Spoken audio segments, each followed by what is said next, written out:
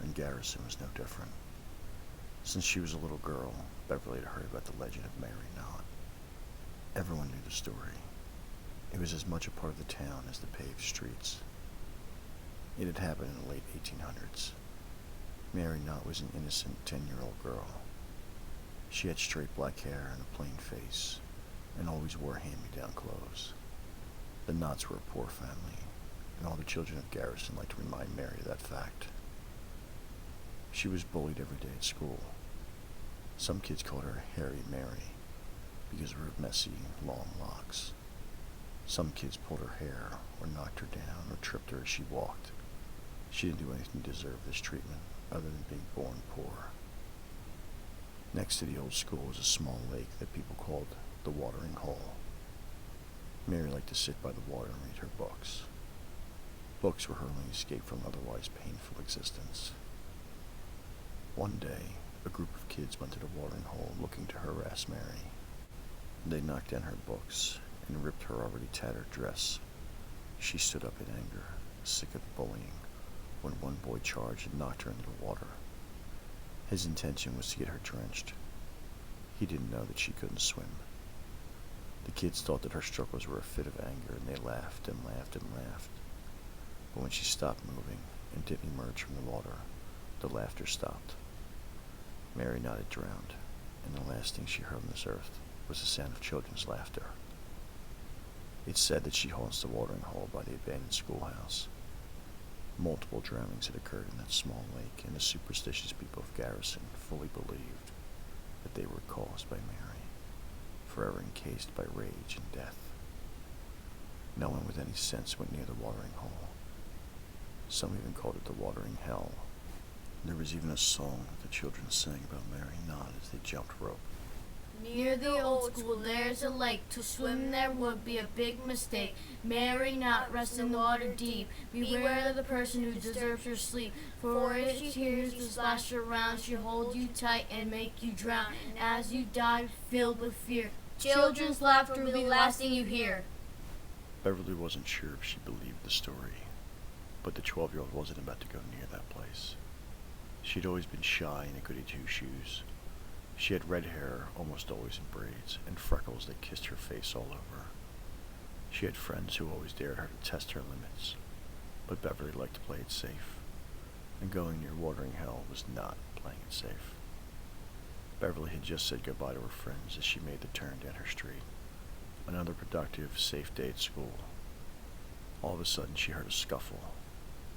She turned to her right to see two men in their 20s engaged in a fist fight in an open garage.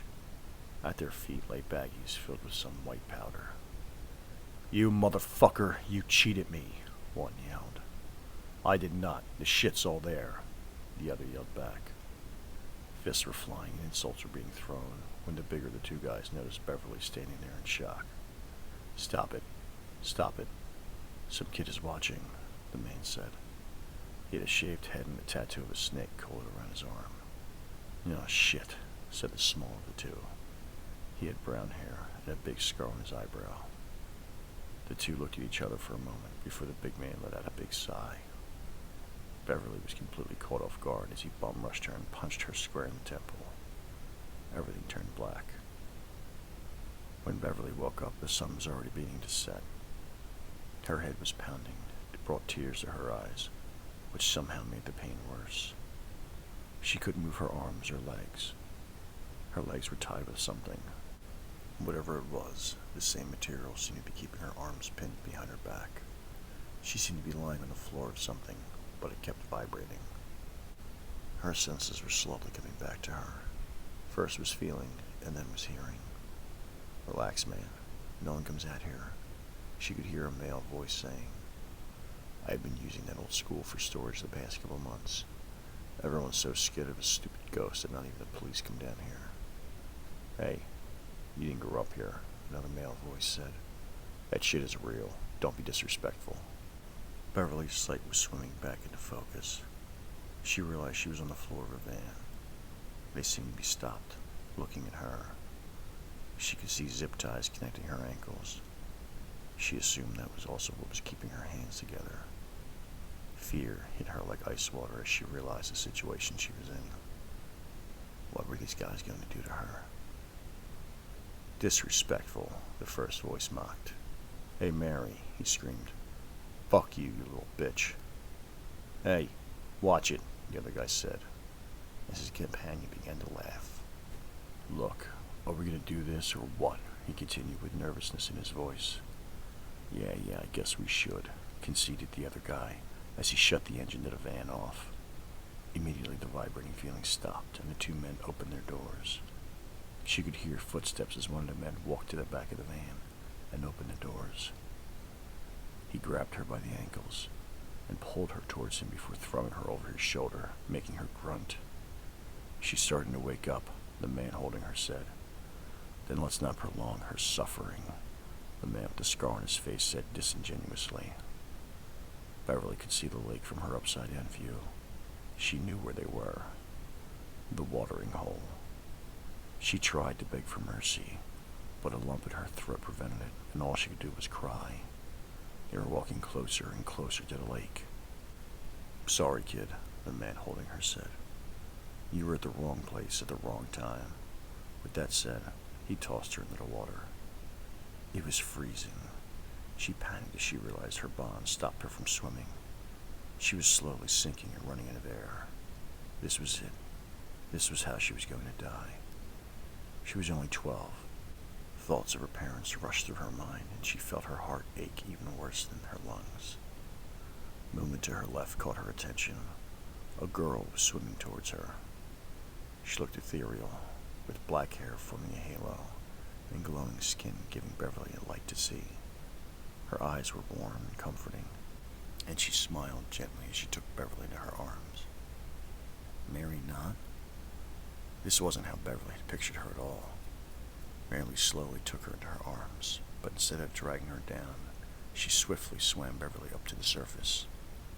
Beverly gasped as she broke through the water and could feel small hands gently laying her on the ground. Her gasp had caught the attention of her assailants, who were already walking back to their vein. What the hell? The smaller of the two men said, confused. They both began walking toward her when they saw movement coming from the water. Rising from the lake came the frightening silhouette of Mary Knott. She looked nothing like she had underwater. Her black, dirty hair covered all of her face except for one bloodshot eye and the corner of a blue mouth. What could be seen of her skin was blotchy with black marks of rot. Her kind demeanor was changed to one of horrifying rage. She looked at the two men and bent her neck to the side in an awkward, jerky movement. Beverly heard the sound of choking as water began spewing out of both of the men's mouths. The more they tried to cough the water out, the more seemed to take its place. They were falling to the ground, their eyes bulging and their faces turning blue. The shock of the scene and the night's events were enough to lull Beverly into unconsciousness. Before the blackness overtook her, she swore she could hear the sound of children laughing. When Beverly woke up hours later, the two men lay dead on the ground. There was no sign of her angel of mercy or the men's angel of death. She found a sharp rock and used it to slowly cut the ties at her wrists before more quickly cutting away the ones at her ankles. On unsteady knees and soaking wet, Beverly slowly made her way home. Thanks, Mary, she whispered to the air. She didn't see the small head poke up from the water and smile.